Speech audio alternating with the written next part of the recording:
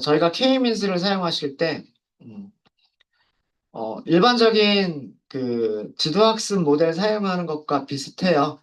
머신러닝 알고리즘을 사용하시는 방법은 머신러닝 알고리즘을 구현한 클래스의 객체를 생성한다. 그 다음에 데이터를 훈련시킨다. 데이터를 학습시킨다라고 하는 거죠. 근데 지도학습인 경우에는 그 피팅할 때 아규먼트가 2차원 배열과 1차원 배열 두 가지를 주셔야 되는 거고요. 그 다음에 그 비지도 학습인 경우에는 레이블이 따로 없기 때문에 우리는 사과, 바나나, 파인애플이라고 하는 레이블이 없는 거잖아요. 어, 없으면 특성 배열만 넘기시면 되는 거예요. 그리고 특성 배열은 항상 2차원 모양으로 첫 번째 축은 샘플의 개수, 두 번째 축은 피처의 개수. 그런 식으로 주시면 되고요. 피팅이 끝나고 나면 그 레이블들을 각각 찾을 수 있다라고 말씀드렸죠. 그게 레이블즈라고 하는 그 속성으로 각 샘플들의 레이블링을 해줘요. K-민스가 알아서 레이블링을 해줍니다. 이렇게 레이블링을 해줄 수 있었던 이유는 트랜스폼이라고 하는 메서드가 거리들을 계산했었고, 그럼 그 거리들에서 최소값을 찾을 수가 있었고, 최소값으로 프리딕트 예측을 할 수가 있었어요. 그래서 그 예측값으로 레이블들을 만들었던 겁니다. 예. 그 거리는 어디까지의 거리냐면 그 클러스터 센터, 클러스터 중심까지의 거리를 계산을 한 거예요. 그래서 클러스터가 3개다 그러면 거리가 3개가 나오는 거고요. 클러스터가 5개다 그러면 거리가 5개가 나오는 거예요. 그 중에서 가장 짧은 거리에 레이블로 예측을 하는 거죠. 자, 우리는 K-민스를 생성할 때 클러스터의 개수를 지정을 해버렸어요. 3개라고. 그래서 K-민스가 3개의 클러스터 중심을 찾은 거예요. 그리고 0, 1, 2라고 하는 3개의 레이블로 레이블들 중에 하나로 예측을 한 거죠. 그쵸? 그러면 클러스터의 개수는 어떤 값이 가장 적당할 것이냐? 이것도 사실은 비지도 학습에서 우리가 결정해야 되는 부분이에요. 일종의 하이퍼 파라미터죠. 이 하이퍼 파라미터를 어떻게 찾느냐라고 하는 거예요. 음. 2개의 클러스터가 적당할지, 3개의 클러스터가 적당할지, 4개의 클러스터가 적당할지는 모르는 거잖아요. 해보기 전엔 모르죠. 그래서 K-민스에서 제공하는 값이 있어요. 자, 최적의 K 값 찾기입니다. 훈련이 끝난 K-민스 모델은요. 훈련이 끝난 K-민스 모델은 이너샤라고 하는 값을 갖습니다. 가지고 있어요. 숫자가 엄청 크죠. 엄청 크죠. 이너샤를 그냥 우리말로 옮기면 관성이라고 하는데, 그냥 관성이라고 하는 거는 너무, 그냥 관성이라고까지 생각할 필요는 없으시고요. 이 이너샤라고 하는 값은, 이너샤라고 하는 값은 어떻게 계산이 된 값이냐면, 클러스터 중심에서, 중심에서 그 클러스터에 속한 샘플들, 어, 샘플들, 샘플들과의 거리, 샘플들과의 거리의 제곱의 합이라고 그 정의가 되어져 있어요. 샘플과의 거리들의 제곱. 이렇게 할까요? 자, 이게 무슨 뜻이냐면요.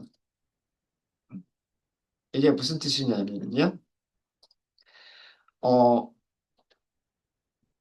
예를 들어서 샘플들이 이렇게 있었는데, 실제로 모여 있는 건 이렇게 모여 있었다라고 생각을 해볼게요. 이렇게 모여 있었다고 생각을 하는데, 만약에 우리가 클러스터를 2개라고만 설정을 했다라고 해볼게요. 클러스터를 2개라고만 설정을 하면 아마도 K-민스는요, 이쯤에서 클러스터 중심을 하나 찾아줄 거고, 이쯤에서 클러스터 중심을 하나를 찾아줄 거예요. 그래서 아마 클러스터를 이렇게 2개의 클러스터로 나눴을 거예요. 그랬겠죠? 자, 그러면 이너샤는 어떻게 계산이 되냐면 이 중심에서는 여기 있는 모든 샘플들 간의 거리를 다 계산을 해요. 걔네들의 거리의 제곱을 다 더해주는 거예요. 그 다음에 여기서도 마찬가지. 여기서도 이 안에 속해 있는 모든 샘플들 간의 거리들을 다 계산하고 제곱을 한 다음에 다 더해줘요. 이거를 다 합쳐주는 거예요. 이쪽 클러스터 중심에서 이쪽 클러스터에 속한 샘플들 간의 거리들의 제곱, 그 다음 이쪽 클러스터 샘플에서 이쪽 속한 샘플들의 거리의 제곱을 다 더한 거예요. 그렇게 이너샤가 계산이 되는 거예요. 아셨죠? 자, 그럼 만약에 똑같은 샘플들에서 그러니까 아까 우리가 이렇게 있을 거라고 가정을 한 거죠. 요렇게 몰려있는 샘플들이 있고 요렇게 몰려있는 샘플들이 있고 요렇게 몰려있는 샘플들이 있을 거다 라고 가정을 했을 때 K-민즈를 만들 때 만약에 우리가 클러스터의 개수를 3이라고 지정을 하게 되면 클러스의 개수를 3이라고 지정하게 되면 아마도 대략적으로 이 근처에서 클러스터 중심을 하나를 계산을 했을 거고요. 이 근처에서 클러스터 중심을 하나를 찾았을 거고 이 근처에서 클러스터 중심을 하나를 찾았을 거예요. 그죠? 자, 그러면 여기에 속한 점들의 거리의 제곱을 계산하고 여기에 속한 점들의 거리의 제곱을 계산을 하면 아까는 똑같이 클러스터가 이렇게 있었지만 여기에 하나가 있는 거와 이쪽에 하나가 있는 거하고요. 여기에 두 개가 있는 거는 자, 거리들이 어떻게 돼요? 여기는 거리가 다 멀잖아요. 그죠? 거리들의 제곱을 합쳐주면 숫자가 큰 숫자가 나오겠죠. 그렇지 않아요? 근데 이렇게 하면 여기서는 요 안에서만 거리들을 계산하면 되니까 거리들이 짧잖아요. 그쵸? 그죠? 그러면 클러스터를 작게 나눌수록 그 클러스에 속해 있는 샘플들 간의 거리가 짧아질 거란 말이에요. 그렇죠? 네. 그래서 그 이 이너샤라고 하는 값은요. 클러스터의 개수가 많아지면 많아질수록 이너시아의 값은 계속해서 줄어들어요. 일반적으로. 자, 그거를 우리가 한번 그래프로 한번 그려보도록 하겠습니다. 지금 이 값은 클러스터의 개수가 3개일 때의 이너샤예요. 지금 이 값은. 음. 자, 그러면 조금 더 하면 클러스터에 속한 샘플들이 얼마나 가까이 있는지, 모여 있는지를 나타내주는 그런 값이 이너샤라고 하는 값이에요. 음. 이 값이 크면 같은 클러스터에 멀리 떨어져 있는 그런 샘플들도 있다란 뜻이고요. 이 값이 작으면 같은 클러스터 안에는 오밀조밀 다 모여 있는 그런 샘플들이 있다라는 그런 의미예요. 이너샤의 의미는.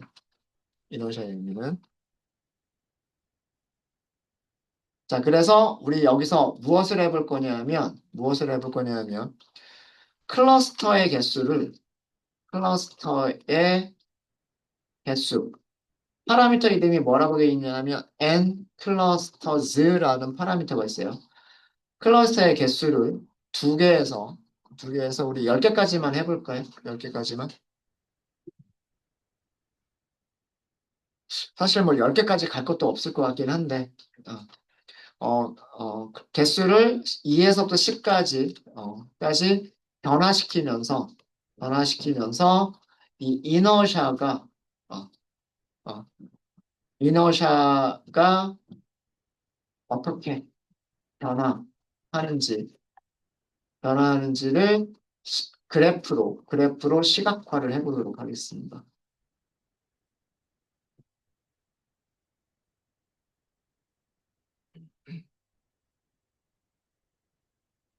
자, 그래서 이너샤드를 저장할 리스트를 먼저 만들게요. 이너샤즈라고 할게요.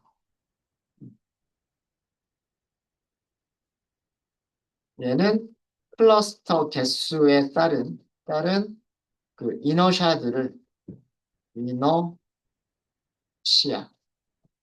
이너샤드를 저장하기 위한 리스트를 하나 만든 거고요. 만든 거고. 클러스터 개수는 그냥 k values라고 할게요. k 값도. numPy의 a range로 만들겠습니다. 2보다 크면 되고요. 11보다 작으면 10개까지겠죠. 2부터 11까지. 자, 이렇게 해서 반복문을 만들 거예요. for k in k values. 반복할 때마다 무슨 일을 할 거냐면 k-means라고 하는 객체를 생성을 할 겁니다. k-means. 파라미터가 n clusters. 여기다 뭘 주겠다? 여기다 k 값을 주겠다. 그리고 랜덤 스테이트는 다 똑같이 이렇게 40이라고 할게요. 얘가 뭘 한 거냐면 k-means 객체를 생성을 한 거죠. 얘는 클러스터 개수. 그렇죠. 2에서부터 10개까지. 자, 객체를 생성한 다음에는 뭐예요? 객체를 생성한 다음에는 훈련을 시키는 거죠. 맞아요? 훈련시킬 때는 어떻게? K, 민스. 점, 핏이죠, 핏. 뭐만 주면 돼요? 훈련 세트만 주면 되죠. 우리 프루츠 2D를 주면 되죠. 이게 모델 학습, 그러니까 모델 훈련. 데이터를 학습하는 거죠, 데이터 학습. 자, 학습이 끝나면 K-민스는 클러스터 중심들을 딱 찾죠. 그죠? 클러스터 센터들을 찾았고 클러스터 센터를 찾았으면 각 샘플들까지의 거리를 계산할 수 있죠. 그 거리에서 나오는 값이 이너샤예요. 이너샤. 그죠? 훈련이 끝나면 이너샤가 딱 계산이 돼서 나와요. 그 이너샤를 어디다 저장하겠다? 이너시아즈라고 하는 리스트에다가 append 하겠다예요. 무엇을? k-means 이너시아라고 하는 값을. 되셨습니까? 그러면 8개의 값이 나오겠죠?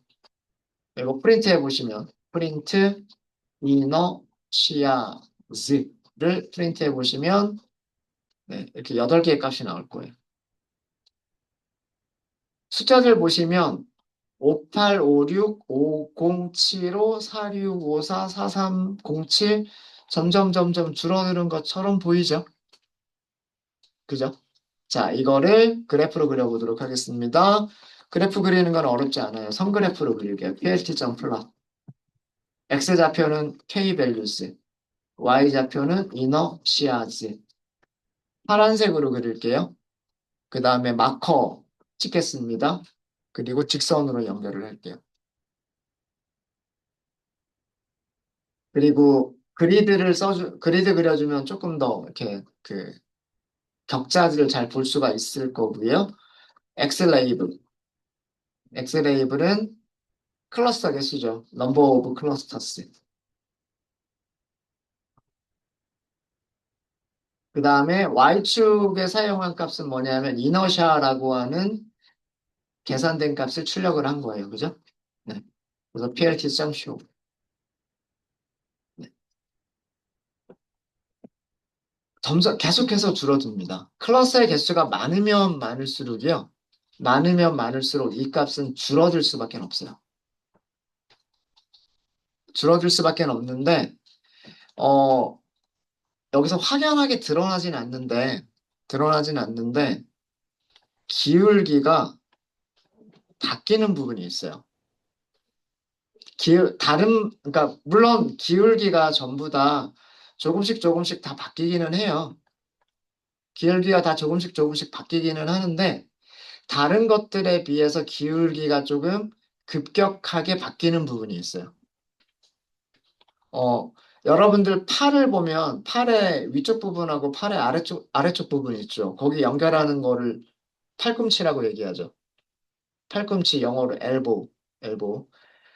이 이너샤를 그려보면요.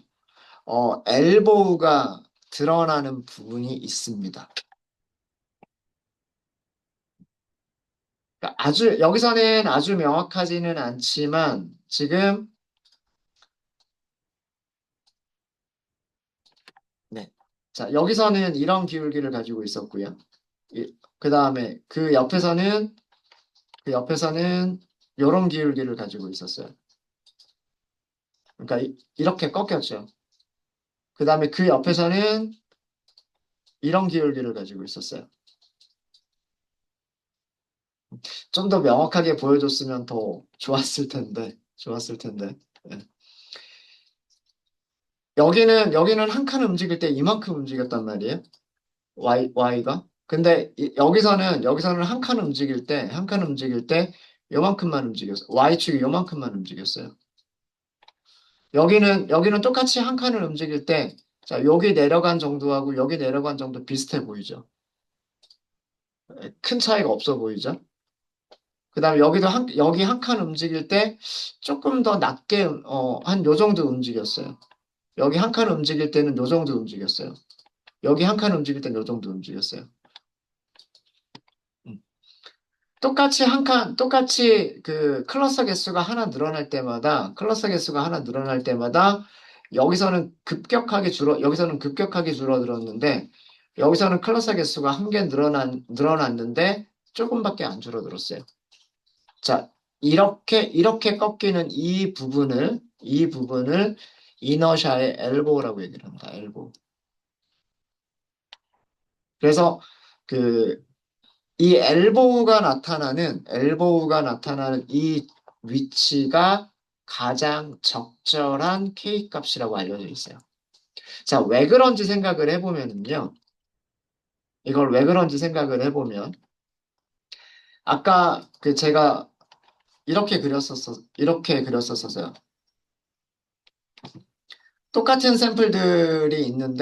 샘플들이 있는데 클러스터 개수들을 여러 개로 조정을 해볼게요. 여러 개 조정을 해볼게요. 아까 요렇게 요렇게 몰려있는 샘플들을 우리는 가정을 했어요. 요렇게 몰려있는 샘플들, 이거 전부 다 똑같은 위치에 있다라고 생각을 하세요. 똑같은 위치에 있는 거라고. 음. 클러스의 개수를 두 개로 잡았을 때에는 이 거리들이 엄청 길겠죠. 그죠? 이 거리들이 엄청 길겠죠? 그죠? 그래서 굉장히 큰 값이 나올 거예요. 굉장히 큰 값이 나올 거예요. 클러스의 개수를 세 개로 잡았을 때는 대략 한 요 정도로 나올 거예요. 그럼 여기서 길이들이 급격하게 줄어들겠죠. 여기서 이만큼 간 거리들이 있을 텐데 그게 여기서는 요만큼씩밖에 안 갈 거니까 급격하게 줄겠죠. 그죠? 이너샤가 급격하게 줄어들 거예요. 근데 근데 클러스터를 4개로 증가시켰다고 하면, 4개로 증가시켰다고 하면, 뭐, 어떤 모양이 나올지는 모르겠지만, 뭐, 여기서 한 개, 뭐, 여기서 2개, 요렇게 나올 수도 있어요. 뭐, 이쪽에서 2개가 나올 수도 있고, 이쪽에서 2개가 나올 수도 있겠죠. 그럼, 여기에서의 그 거리들의 제곱은 비슷할 거고요. 여기서의 거리들의 제곱은 얘랑 비슷하겠죠. 근데 여기 클러스터가 하나밖에 없었던 게 클러스터가 2개로 나뉘어져 버리겠죠. 그렇죠? 그러면 여기서도 거리의 제곱들이 또 줄어들 거란 말이에요. 그렇겠죠. 어. 그러니까 클러스터의 개수가 많으면 많을수록 줄어드는 거는 사실이에요. 만약에 5개다. 5개다 그러면 뭐 여기서 한 개, 여기서 2개, 여기서 2개, 뭐 이렇게 나올 수가 있겠죠. 그럼 마찬가지로 여기에 거리들의 제곱, 여기에 거리들의 제곱, 여기에 거리들의 제곱, 여기 거리들의 제곱, 여기 거리들의 제곱 이런 식으로 계속해서 이너셜 값은 줄어들 수밖에 없어요. 줄어들 수밖에 없지만 어, 여기에서 이만큼 그 드라마틱하게 이너샤가 줄어드는 그런 효과만큼 일어나지는 않을 거다라는 얘기예요. 그래서 거의 대부분 그 기울기가 급격하게 줄어들다가 완만하게 줄어드는 사람으로 치면 팔꿈치에 해당하는 엘보우에 해당하는 점들이 보이게 돼요. 그 점을 최적의 K 값으로 생각을 하시면 돼요. 근데 이게 정답이란 얘기는 아니에요. 항상 어, 사람이 보기에는 세 개의 클러스터가 있어야 되는 게 맞지만 뭐 그러니까 과일의 세 가지 종류만 있어야 되는 게 맞지만 엘보우를 찾아보면 그 엘보우가 네 개가 될 수도 있는 거고 아니면 다섯 개일 때 엘보우가 나타날 수도 있어요. 그죠? 예, 그거는 어떤 위치에서 나타날지는 이거는 비주도 학습이기 때문에 알 수는 없지만 그래도 기울기가 급격하게 줄어들다가 완만하게 줄어드는 그런 위치가 어딘가에 있어요. 그 값이 비지도 학습에서는 최적의 K 값으로 생각을 하는 거예요. 그래서 이너셜을 계산하시는 겁니다. 최적의 K 값을 찾으실 때에는 그 클러스터의 개수를 지금처럼 클러스터의 개수를 변화시켜 가면서 모델을 훈련시키고요. 훈련시켰을 때 이너셜 값들을 계속해서 누적시켜 나가면서 계속해서 어펜드 해 나가면서 그거를 시각화해 보면 엘보우가 생기더라 라는 거예요. 정리를 해 드릴게요.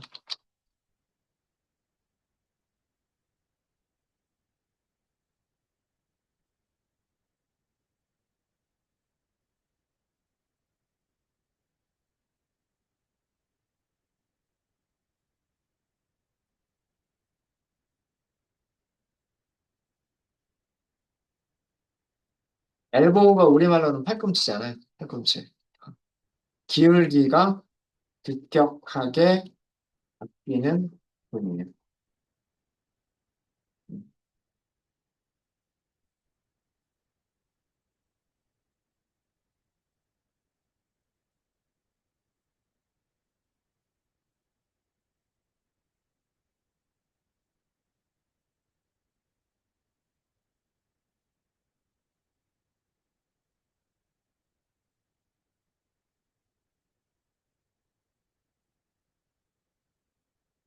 또 다른 방법도 있기는 해요. 실루엣 점수라고 계산하는 방법이 또 있기도 합니다.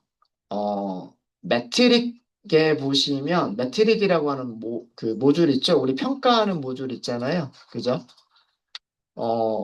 accuracy 스코어라든가, 그 다음에 R2 스코어라든가, 이런 분류나 회귀의 점수들을 계산해 줄 수 있는 함수들을 가지고 있는 매트릭이라고 하는 모듈이 있었죠. 그 모듈에 보시면은요, 실루엣 실루엣인가? 실루엣이라는 이름이 들어가 있는 그런 함수가 있을 거예요. 실루엣 점수를 계산해주는 그런 함수가 있어요. 그 실루엣 점수로 최적의 K값을 찾을 수도 있어요. 그러니까 K값을 변화시켜 나가면서 실루엣 점수들을 계산해 보면은요, 그 실루엣 점수가 가장 큰 부분이 있게 돼요. 그때의 클러스터 개수를 사용하는 방법도 있어요. 그때 그래서 실루엣 점수는 수업 시간에 다루진 않겠지만 한번 관심 있으신 분들은요. 실루엣 점수라고 하는 거를 찾아보시고 사용하시는 방법은 그렇게 어렵지는 않으실 겁니다. K민즈의 최적의 K값을 찾는 방법이 가장 단순한 방법이 첫 번째가 이너샤. K값을 변화시켜 가면서 이너샤를 그려보면 엘보우가 생긴다. 그 엘보우가 생기는 위치가 최적의 클러스터 개수다.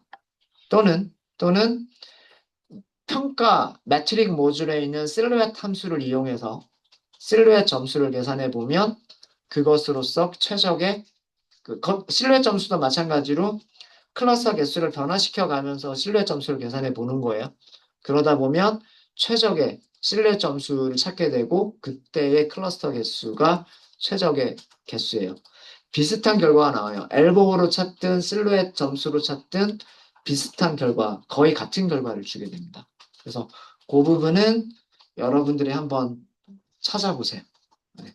저는 엘보를 이용한, 이너셜을 이용한 K값 찾기까지만 보여드리도록 할게요. 네, 혹시 질문 있으십니까? 질문 있으세요? 네, 이렇게 하면 저희 여러분들 교재 6장에서 6장 1절과 6장 2절에 있는 내용까지가 설명이 됐고요. K-means 클러스터링까지가 설명이 됐고요. 6장에서 이제 남아있는 부분은 PCA라고 해서 그 차원 축소라고 하는 부분이 남아있어요. 그 차원 축소에 대한 내용들은 저희가 내일 다루도록 하겠습니다. 네. 네. 질문 있으시면 질문 주시고요.